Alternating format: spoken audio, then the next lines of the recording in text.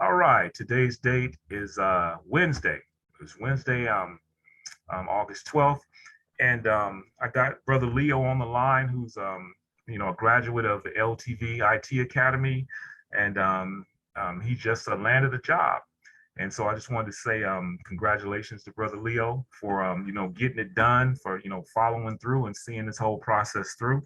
And so I'm just gonna have a little lightweight impromptu interview with Leo about his experiences. And this is just mainly for the this is for for the benefit of from all of those in the different study groups that I know you guys from, and also to hear a live voice from somebody that went through the whole process that you're going through or you went through, to see that it's possible. So I just think it's important to kind of document these occurrences, and I believe Leo just got put on a job within the last week or two. And so I'm going to just ask him a few questions and have him answer it. And then, just so you guys can listen and hear a live body, and this is a real live person. Again, this is Brother Leo, recent graduate, not of the LTV Academy. And Leo, I'll just ask you a few questions. When did you complete your LTV training? And what part of the country do you live in? First of all, thank you, Fred, for inviting me on to share my experience in the LTV Academy. Um, what was the question you asked again? I'm sorry. I'm just trying to, I guess, first of all, when did you complete your LTV training? Okay, I completed my training in LTV Academy in March. The early part of March, I completed my training. And where I reside at currently right now is Dallas, Texas. That's where I reside. All right. So when and where did you hear about LTV?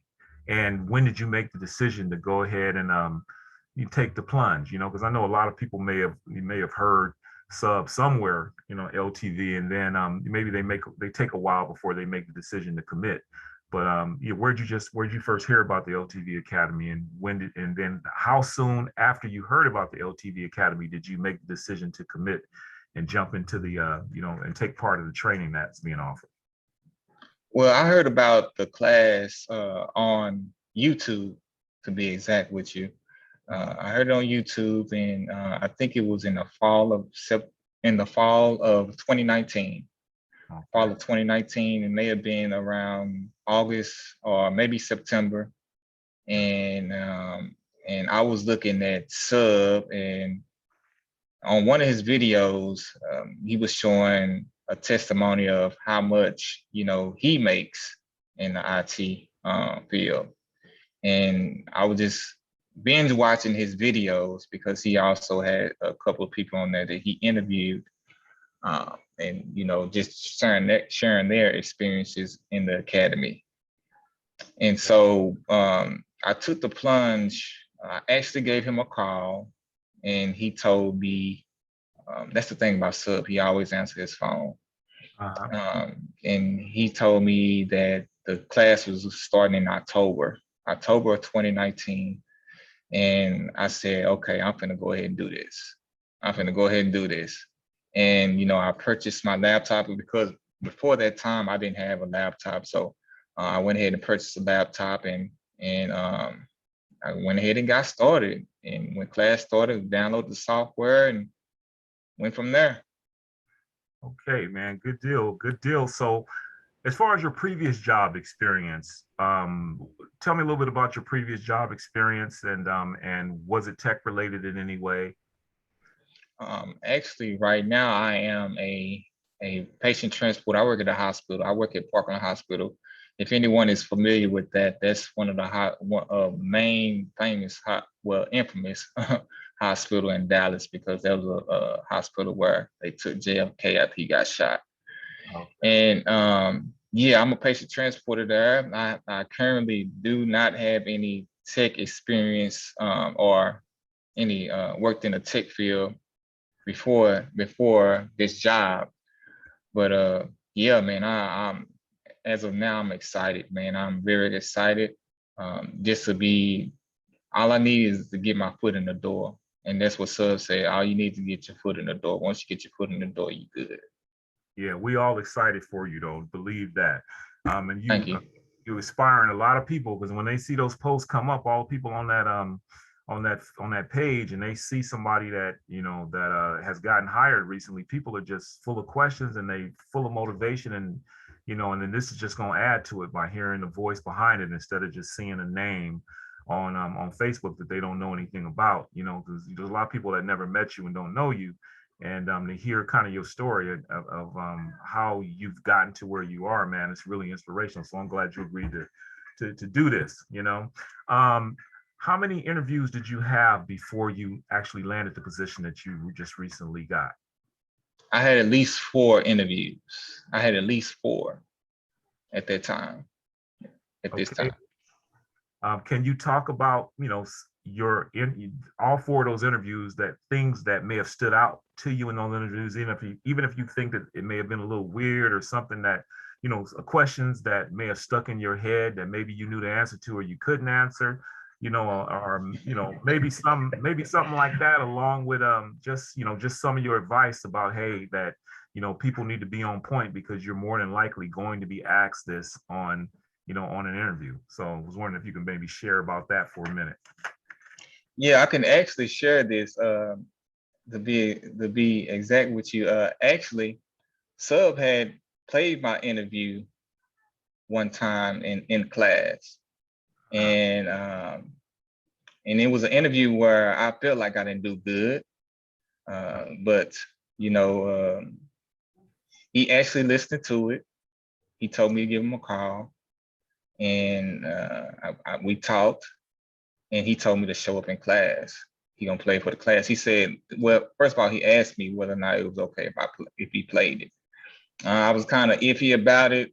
Then I was like, okay, just go ahead and play. He said, I'm not gonna say your name or anything like that. If it's any students in here, they probably remember that interview in which lady asked me a question, and it just wasn't a good interview.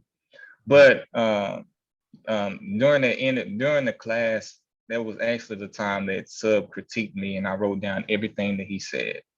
That the way I should have answered this question and that question, and actually Sub protected me by saying that I wasn't in the class at that time, but I actually was. I actually was in the class, and he looked out for me. He didn't want to embarrass me in any kind of way, and I appreciate that from him. And it was some questions, man. She asked me in that particular interview. She asked me, "What function would you use to remove duplicate or notify what the duplicates are?" And I said something completely different. And then after I heard it, I was like, "No, I shouldn't have said. I shouldn't have said that. That wasn't the right answer." So let me clarify that question. Can you tell me what function would you use to remove duplicates from a table? Was it that? No, she said, she asked it a different way. She asked me, what function would I use to find where the duplicates are? Okay. That's the question that she asked me. She asked the question in a different way than what Sub had told us that that they would ask that question. So but I should have. Out of curiosity, I don't know that from the way you just asked me. Would you mind sharing the answer? Well, actually, it's the roll number function. It's the roll number function. All right. Roll number function over partition. That's. I could have answered it short and quick like that, but I said a different answer, and I was like, so was like, oh no, and I was saying no myself before I even talked to him. I said, oh man, but that's part of the process. Yeah, there you go. Sub says it, the more you interview, the more comfortable you get. And at that time, you could hear it in my voice. I was kind of nervous. I was nervous. But here's the thing though, the interview that I bombed, they gave me a call back. They wanted to go further in the process. Wow. They wanted to go forward in the process because they had sent me an email, and I was like, I emailed the lady back. I said, I already interviewed for this position, and I didn't hear nothing from them. And then I get a call and it was another lady. She said, this is so and so company. We just trying to see if you want to go forward in the process. I'm like, forward in the process. I just had an interview with y'all, and again, since I ain't hear anything from them, well, at least I thought I ain't hear nothing from them, because like I said, they emailed me, and she said that we want to move forward the process from so and so company. I'm like, what? So we moved forward. That was actually that was the first interview I did, and then I went on to the next round. Yeah. And in that round, I didn't do too well. I could tell because they didn't give me a call back. They didn't give me a call back. But you got some valuable experience by going through the process, and like my boy Jerry Copeney says, getting your head beat into the white meat. You right. know, Exactly. You know, where you grow from that. Okay. So aside from that, is there anything that you kind of want to message, you want to, I guess put out there to anybody that might be listening to this, of things that they really probably need to be on point about, regarding things that they could potentially, for sure be asked on an interview, that from your experiences of interviewing? The question that they asked me, the question that I got out of my interviews is, the main question I got was the joins. Okay. Make sure you know what your joins are, and make sure that if they're gonna ask you what's a day like at your job, and just give them the rundown. Sub has given us he has already given us the answer to that. So just record that, or listen to yourself say your story, or listen to yourself give a daily what you do throughout the day, whether a daily text or just record yourself and listen to yourself and listen to how you sound after you finish recording it. That's basically what it is, man. And what was another question that they asked? Those are the two main questions that I got almost in every interview I got. Now, it was one interview where it was two of them that was online on the WebEx meeting. And one of them asked me, what he asked me, I got 10 records in the left table. He asked me if I knew my joins. He said, do you know your joins? I said, yes, I do. I'm thinking he gonna ask me, what each one do, what are they and what they do. But he told me, he said, you got pen and paper with you? I said, yes, I do. And so he told me, write this down. He said, I got 10 records in the left table, and I got 10 records on the right table. I got 5 that match in the middle, that match. I think he said I got 5 that match in the left and 5 that match on the right. Okay. He said, tell me what will be the result set if I do a left join, right join, inner join, and the full outer join, and a cross join.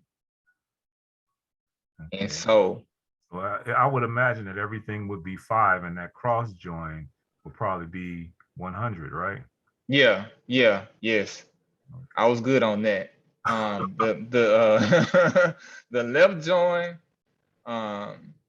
left join and right join, I said 15 because I was thinking, the left table is 10, and then I was thinking add the matching records with it. That's what I was thinking. I don't know if it was right or not, but I said 15 with the left and 15 with the right join. And the full outer join, I think I said I had to ponder on that one. It took me a while on that one. Then I said, at first I said 50. He was like, 50? And then when he said that, I was like, let me change my answer up. When he said that, I said, okay. Then I thought about it. I said, okay, 10 in the left table, 10 on the right table. And then I was thinking about the matching records inside. So I said 25. And he's like, okay. I don't know if I was right on that, but them inner joint, the inner joint, I know the inner joint and the cross joint, I know I got that right for sure. Yeah. For sure, I know that I got that right. But yeah, that's a question. You know, if we was face to face, I'm sure he probably would tell me get on the whiteboard and try to figure that out. But that was something a little different. So I guess the key takeaway is, which is something I talk about all the time, is knowing that you know your joins. That's really important. Right, And also having a solid backstory, to right, support your deal. So you just answered us. That was pretty much kind of the only whiteboard type experience that you had through your interview. right. Yep, that's the only one out of all the interviews. That was the one that I really had as far as whiteboard experience. The other interviews, it was more so like you know, your person, what was a day like, your personality, Yeah.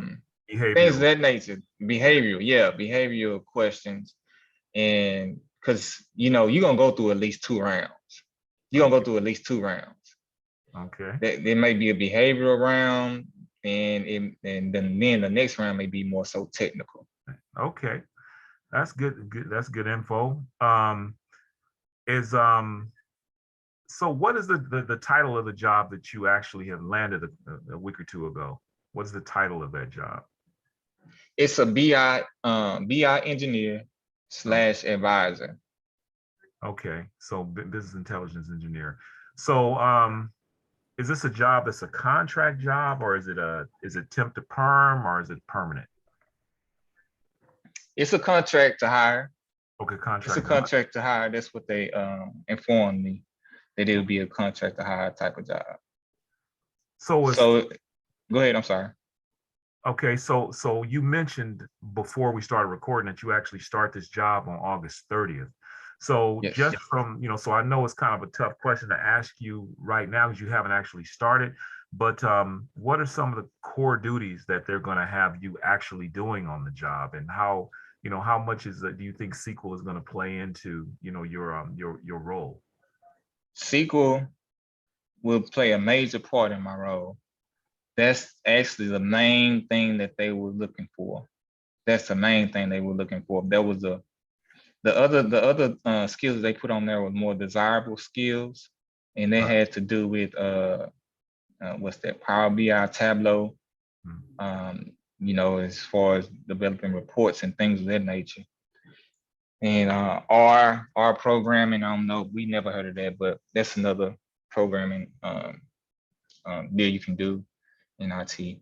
And yeah, that's basically, it was mainly SQL, brother, mainly SQL. And what I'll be doing, I'll be dealing with with ETL, extract, transform, loading. Um, so more so, I believe I'll be dealing with SSIS, SQL and SSIS. So you're pretty comfortable that you're going to be able to hit the ground running as far as they explained, this is, are you going to have somebody kind of, for lack of a better term, holding your hand when you first start? Are they expecting you to hit the ground running? Or is it a situation where, because you threw some Tableau and stuff in there too. Are you really familiar with Tableau? Because I know I'm kind of cross-pollinating my own thoughts, and I'm not familiar with Tableau at all. So I don't know personally if I could, be able to deal with that role, or is it just kind of an enhanced role where we mainly need you to do SQL, but there's going to be some opportunities for you to work with Tableau and learn Tableau, because perhaps they don't need you to know Tableau at a high level to be able to do, perform the role that you've been hired for. I guess that's what I'm trying to figure out when you're throwing out this Tableau and even BI. How comfortable are you with BI? I know that Sub just had a BI course the last couple of months. Were you in that course, or is this some stuff that you're doing on the side or whatever? Or is that something else where, as long as you know SQL decently, we'll get you enough training in the role to where you can learn enough about BI to, to be able to do what we need you to do? Yeah, well, it's more so SQL and Sub, the class that he taught previously. The last class was more so Power BI. Yeah, Power BI. Yeah, Power BI. I wasn't in that class, but what I'm doing right now, or what I've done, have done, last week I had downloaded. I went to Udemy and downloaded a program to kind of get my feet wet in Power BI. And I think I'll be doing the same with Tableau, just to kind of, get some kind of experience with it. And you feel comfortable with you walking into this role, that you'll be able to, because that's the one thing too, man. I'm just thinking that because I've never worked in tech, and you just disclosed that this is kind of your first tech gig, and I'm just trying to gauge, your level of confidence, because sometimes you may not know, but you got to be confident and kind of like, what, I may not know exactly right now, but I'm confident enough that I can walk into this situation and figure out whatever they need to have me do, and be able to, do and basically deliver on what I've been hired to do. And that's just kind of one thing that I noticed from a brother named Marvin Witt, who got a job, and he went through all the SQL stuff, but he got a job that's teaching them that where he's doing Tableau and working with Oracle and stuff.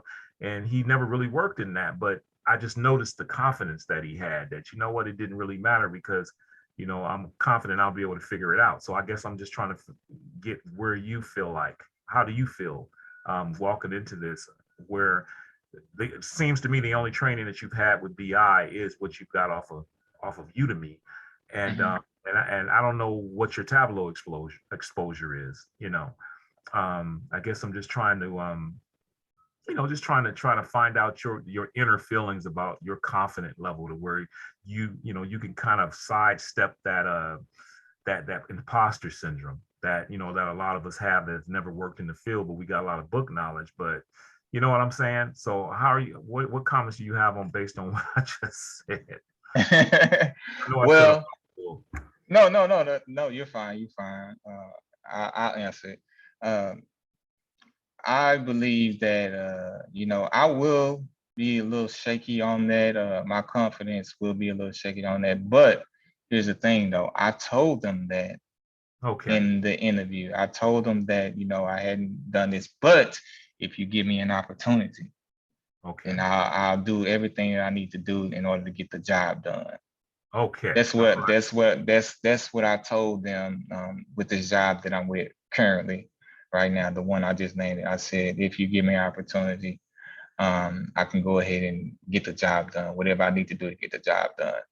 And they were like, okay. And I sounded confident in everything that I was saying. This last interview was the interview where I sounded more comfortable than all the other interviews as far as confidence wise. I sounded more confident. I sounded more competent in what I was saying, and I sounded like I knew what I was doing.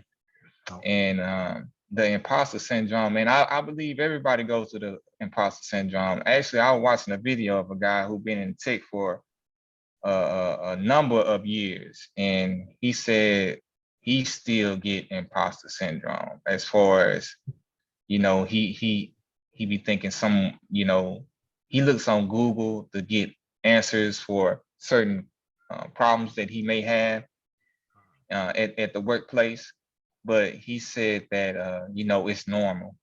He said it's normal. He said even though he been in the field for a number of years and has had the experience, he still every once in a while feel like he has that imposter syndrome.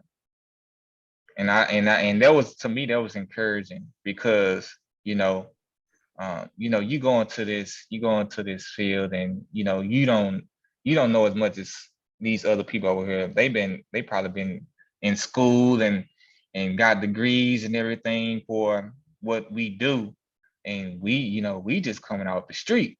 Yeah. Okay. We just coming out the street. But that was encouraging to hear that from him, knowing that he'd been in the field for a number of years, and still he gets imposter syndrome. It was actually three guys on there. It was him, his brother, and his dad. They all are in tech. And they said they all, every once in a while, get the imposter syndrome. And like I said, that was encouraging, because, as I mentioned before, we just kind of coming out the street. At least we can sound competent in some of the things, the basic things that we do, which is what Sub tells us. just know the basics. If you know the basics and you sound competent in what you're saying and what you're doing, then you'll be fine. And that was some good word, bro. That was a good little role that you just went on right there. Very informative. What industry is this job within? Um, what's the name of the company Or if you don't want to name the company, that's fine. But I'm just trying to find out what is their core business. What industry is it in? they deal with let's see technologies. It's called Dell. You know, we know Dell Computers. Yeah. Dell Technologies is the name of the company. Okay, that's and yeah, Dell is headquartered in Dallas. I know that. Mm-hmm. All right. So if you don't mind, in regards to salary, as far as what you're being compensated, is it between 55K and 65K? Is it between 65K and 75K? Is it between 75K and 85K? Is it between or is it over 85K and less than 100,000, or is it more than 100? It's between 75K and 85K. And I can give you a story on that, how I got to that price, or that salary. Okay. The recruiter called me, and the first thing the recruiter, one of the questions that they always ask you is, what's your pay rate? What you looking for? Well, and he kind of switched it up on me. He gave it to me. He said, we have a job for this certain amount. And I said, well, I got this other company that I'm gonna have an interview for in the next day or two, and they offer more than that. And I gave him the price. And which it was true. I was having an interview with a company that was offering me that price. And he thought about it. He said, so I kind of negotiating in a certain. There you go. He said, okay, we'll give you that price. We'll give you that price. I said, okay. So that's just a little nugget, a little tip for somebody, but I was telling the truth. I was telling the truth though. I don't know if anybody want to kind of, put their own little twist on it or whatever, but I told him, hey man, this company over here offering me this much money. So yeah. And I'm having an interview with them in the next 2 or 3 days.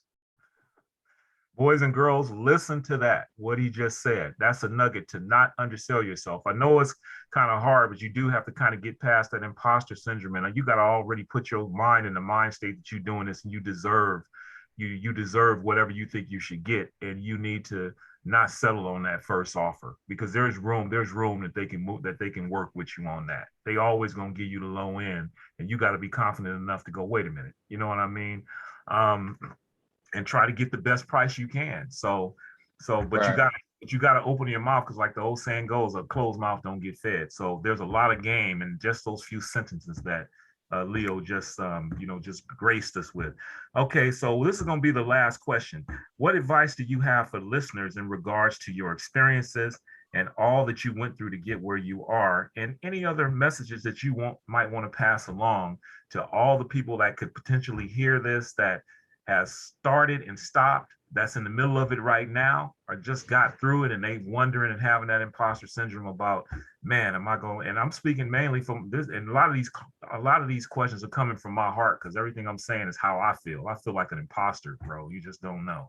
But anyway, I'm just trying to, get advice on somebody that's now on the cusp of being a paid professional. Any game that they want to give to the people that's going to hear this. Okay, so here's the thing. Listen to Sub. That's the main thing. Whatever he tells you, take heed to what he's saying. Record your interviews. Study. He say study at least 2 hours. Get with the study group. As you can see, Fred is the leader in 2 of them. So y'all on the right track. And most importantly, don't give up.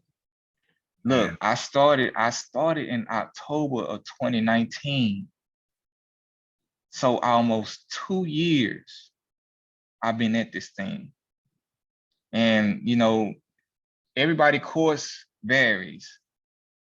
Some people finish in, they finish in what, 6 months. They may finish the class in 3 months. It may take them another 3 months to land a job. And some people may take longer, but don't give up. Stay the course, because it's gonna work out. It's gonna work out, I promise you. And the imposter syndrome, look, it's normal. It's normal. And even when you have your interviews, to be nervous, it's normal. But you know the way you can get over it? By doing it. Yeah. By doing it. The more you do it, the more comfortable you get. As I mentioned earlier, the last interview I did, in which was the company I landed this job, I sounded more comfortable. I sounded more confident. I was smiling, and and we were just having a conversation. And that's what it is, man. Y'all on the right track. Just stay the course. Stay the course. And listen to Sub. That's the main thing. Listen to him, because he's not gonna steer you in the wrong way, in the wrong direction. He's gonna steer you in the right direction. And Right. the questions that he gives you or he asks you in the interview are questions that you 9 times out of 10, or maybe 8 times out of 10, are going to hear in your interview. All right, man. That was just I enjoyed sitting up here, just listening to hear you talk about your experiences, man. I got a lot out of that, more than you probably know. But anyway, I'm gonna go ahead and shut this thing down. Again, that was Brother Leo. Congratulations again on, landing that job. And, you started off and you started something and you finished what you started. That's the main message that I got from you, as well, as not giving up. Hold on.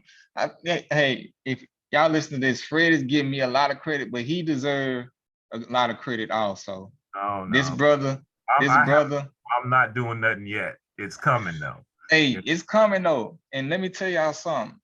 This brother reached out to me while he was taking, I think what did you pass? I think you passed SSIS or maybe SSRS.